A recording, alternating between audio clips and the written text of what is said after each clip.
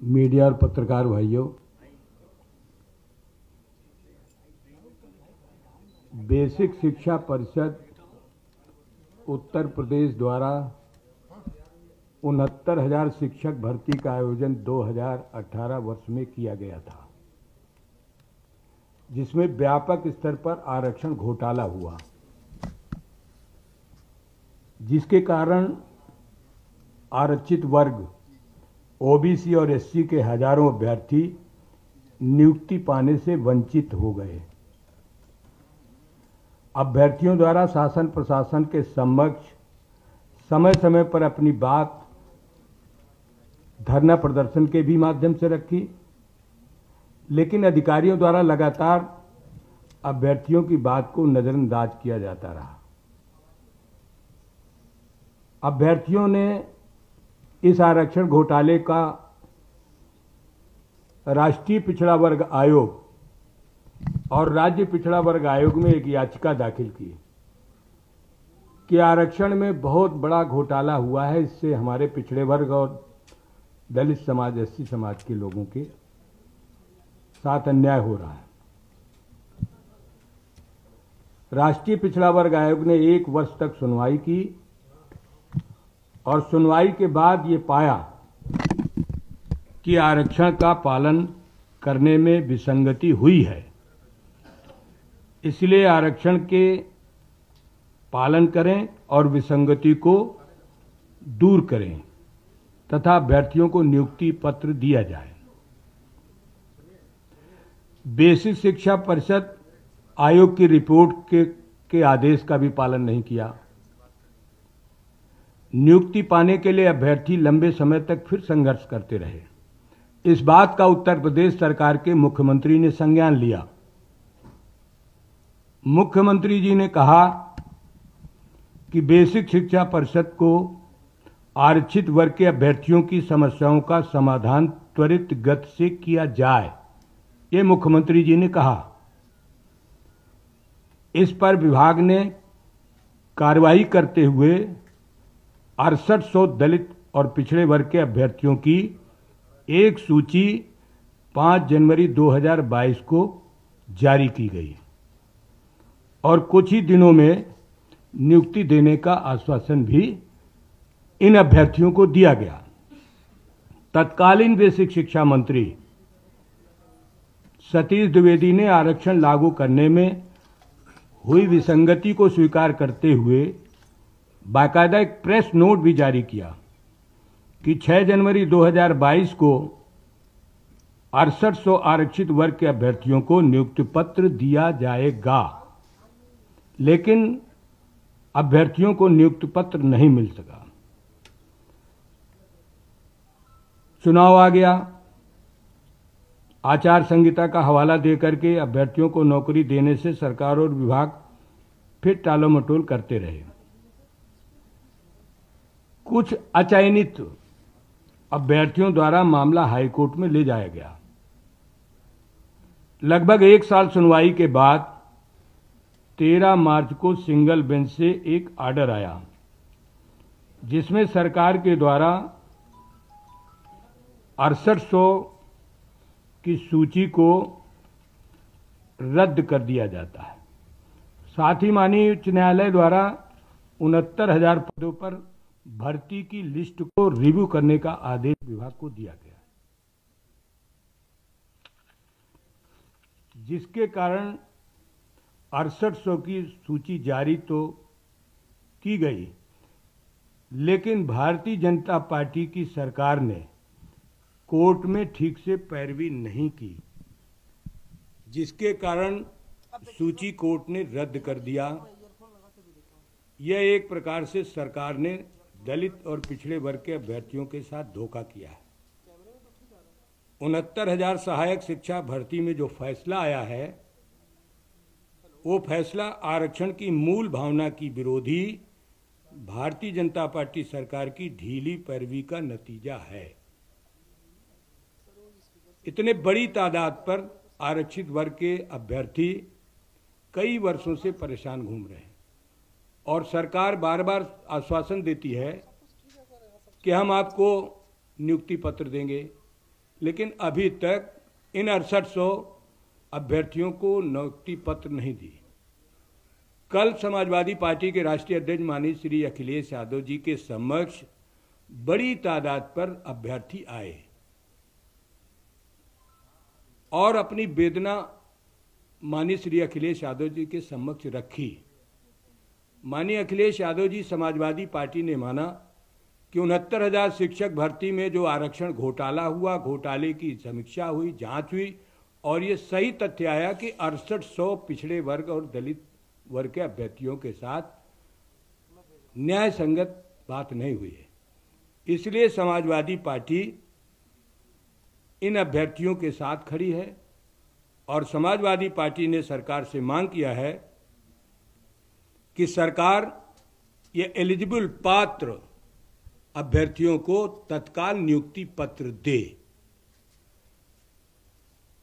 हमारे साथ इसमें कुछ अभ्यर्थी भी हमने 2-3 आपके सामने रखे हैं जिन्होंने कोर्ट से लेकर, आंदोलन से लेकर, सरकार से वार्ता में, अधिकारियों से वार्ता करने में बराबर भूमिका निभाई है।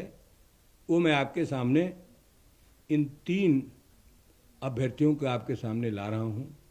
कृपा करके आप इनकी बात सुन करके मदद करने में सहयोग करें। ऊपर कर माइग्रेट करना चाहिए, उनको माइग्रेट नहीं किया गया। यही पूरा वो है। हम आपको विस्तृत रूप से बताते हैं कि इसमें क्या क्या हुआ, क्या क्या नहीं हुआ। 69,000 शिक्षक भर्ती 2018 में मतलब इसका विज्ञापन हुआ 2018 में, और जिसके कारण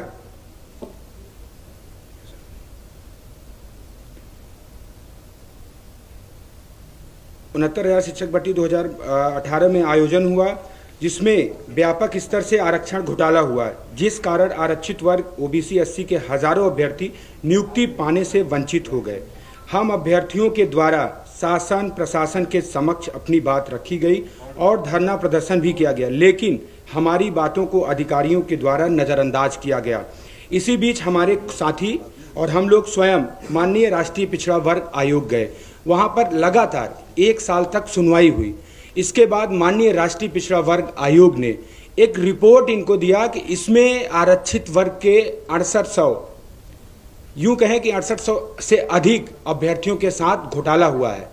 इसके बाद वो रिपोर्ट लेकर के तमाम अधिकारियों के यहाँ, मंत्रियों के यहाँ, यूँ कहें कि पूरे उत्तर प्रदेश की सरकार, चाहे उनके पक्ष के जितने और भी मंत्री रहे, उनके साथ हम लोग बैठकर बातचीत किए, उनसे मिले, लेकिन कोई भी हम लोगों को न्याय नहीं मिला। फिर हम लोगों ने आंदोलन का रास्ता चुना।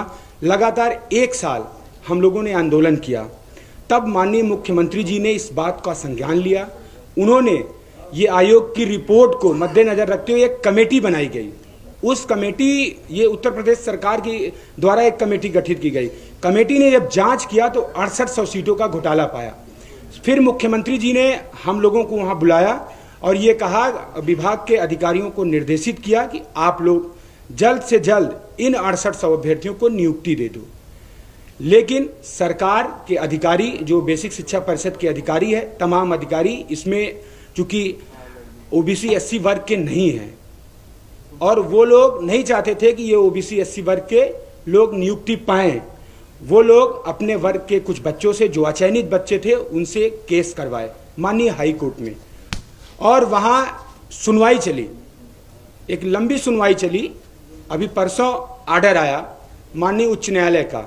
माननीय उच्च न्यायालय ने भी ये साबित किया कि इस पूरे 69,000 शिक्षक भर्ती में रिजर्वेशन का स्कैम हुआ, आरक्षण का घोटाला हुआ। इस पूरे लिस्ट को रिव्यू कर दिया जाए। और माननीय हाईकोर्ट ने यह भी कहा कि जो लोग आरक्षित वर्ग के हैं, जो माइग्रेट कर रहे हैं, उनको माइग्रेट ना किया जाए। तो ये कहीं ना कहीं जो माननीय राष्ट्रीय अध्यक्ष जी अखिलेश जी आज ट्वीट किए हैं कि बेसिक शिक्षा नियमावली, जो आरक्षण की नियमावली है, उसके विरुद्ध है। सरकार अपनी नियमावली के अनुसार ही भर्ती करती है, लेकिन ये अधिकारियों की लचर रवैया, अधिकारी अपनी नियमावली नहीं बचा पाए। इस वजह से, चूंकि हम उनके वर्ग से नहीं आते, इस वजह से हमारे वर्ग की जो 6800 सीट माननीय योगी जी ने निकाली थी, जो आरक्षण घोटाला साबित हुआ था उसको, उस लिस्ट को रद्द कर दिया गया और ये कहा गया कि फिर से 3 महीने के अंदर रिव्यू करके पूरी लिस्ट बनाई जाए। जब उसमें रिजर्वेशन रूल फॉलो ही नहीं होगा, जब जो रिजर्वेशन की नियमावली 1994 है उसी को गलत माना जा रहा है, तो इस पे सरकार को आगे बढ़ करके इसमें रिव्यू फाइल करना चाहिए, इसमें ऑर्डर को मॉडिफिकेशन में जाना चाहिए कि नहीं नहीं ये तो गलत हुआ है। और इससे काफी हम लोग आहत हैं। 6800 लोग 1 साल से इंतजार कर रहे थे और कोर्ट में इस बात की सुनवाई चल रही थी कि जो 6800 लोग हैं रिजर्व कैटेगरी के, इनको रखा जाएगा, जो 6800 लोग जनरल के हैं या अनारक्षित वर्ग के हैं उनको निकाला जाएगा, इस बात की सुनवाई चल रही थी। लेकिन इसमें बेसिक शिक्षा नियमावली ही गलत पाई गई।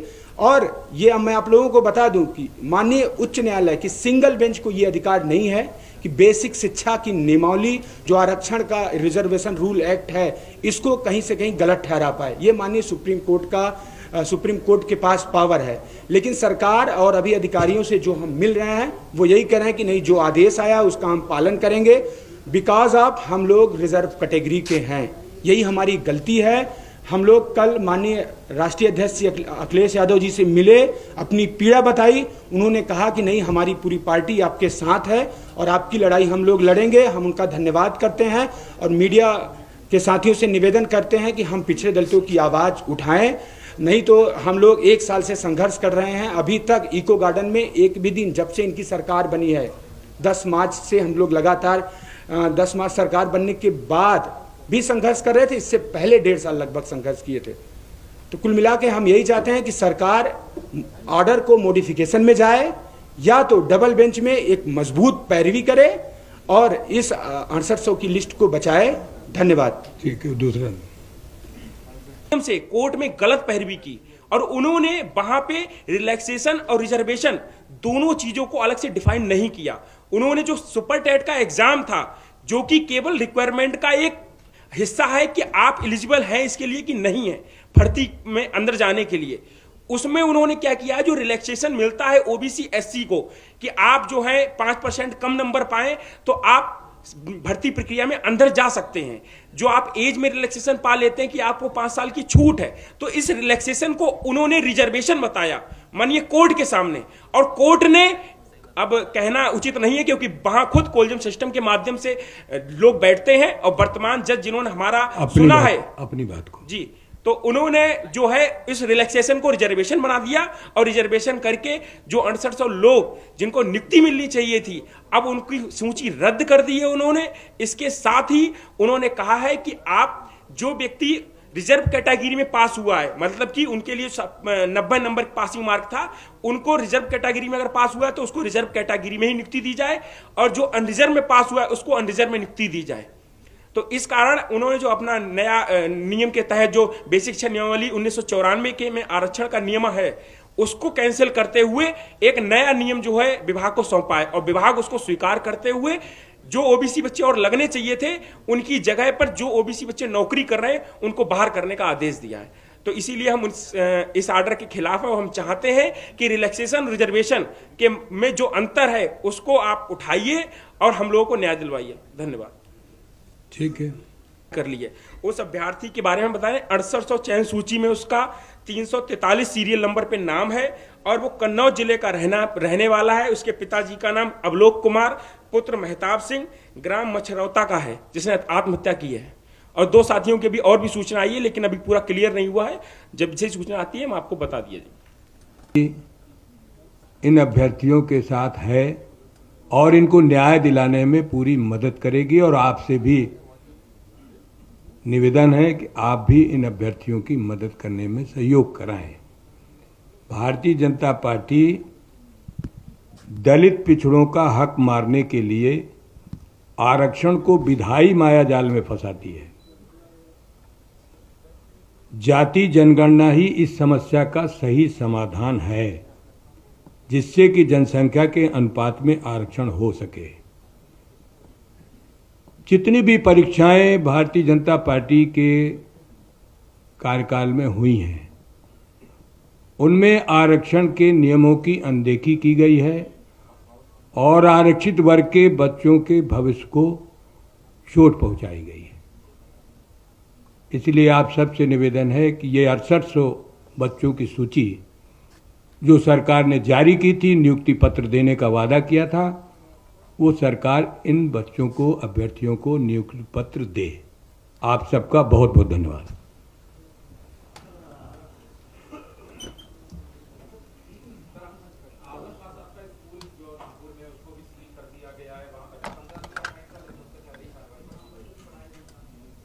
पूरे प्रदेश में भारतीय जनता पार्टी द्वारा अराजकता फैलाई जा रही है। समाज को जिस तरीके से समाज में विस्भमन हो रहा है, उससे सामाजिक समरसता को बहुत नुकसान हो रहा है। सामाजिक समरसता से ही मजबूत हो सकता है हमारा प्रदेश, देश। हम सब लोग सामाजिक समरसता के पक्षधर हैं।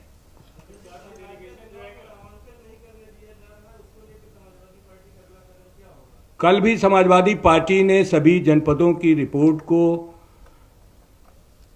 सहकारी समितियों के निर्वाचन आयुक्त को पत्र के माध्यम से अवगत कराया था और संबंधित जिलों के निर्वाचन के अधिकारियों को भी यह अवगत कराया था कि कहीं तो नामांकन पत्र नहीं दिया जा रहा, अधिकारी गए नहीं, नॉमिनेशन फार्म दे नहीं रहे, दे रहे हैं तो जमा नहीं कर रहे हैं। जिस तरीके की धांधागर्दी सहकारिता के चुनाव में नामांकन के दिन, जो साधन सहकारी समिति नीचे का चुनाव है, प्राथमिक इकाई का चुनाव है, उसमें भारी भ्रष्टाचार धांधली की है। ये लोकतंत्र के लिए हितकर नहीं है।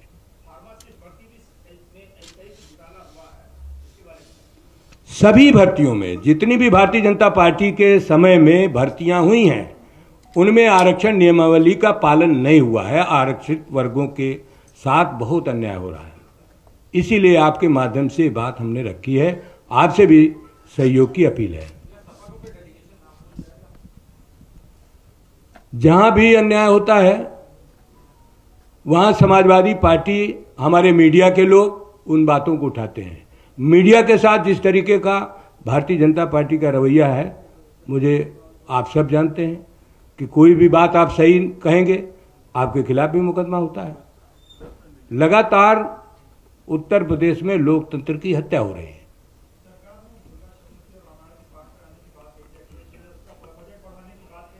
आज 6800 अभ्यर्थियों की बात है। हमारी अपील है, निवेदन है कि आप इस मुद्दे को उठा दें ताकि इन बच्चों का भविष्य बने।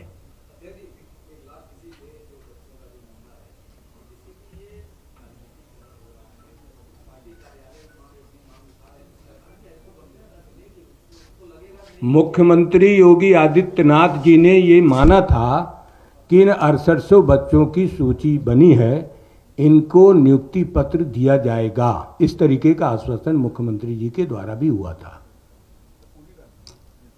धन्यवाद। अगर आप भी हैं समाजवादी और अखिलेश भाई के फैंस तो वीडियो को लाइक करिए, से ज़्यादा शेयर करिए और सभी समाजवादी दोस्त हमारे चैनल को सब्सक्राइब करें। आपको यहाँ पर समाजवादी पार्टी से संबंधित खबरें देखने को मिलती रहेंगी। जय हिंद, जय भारत, जय भीम, जय संविधान, जय अखिलेश, जय समाजवाद दोस्तों।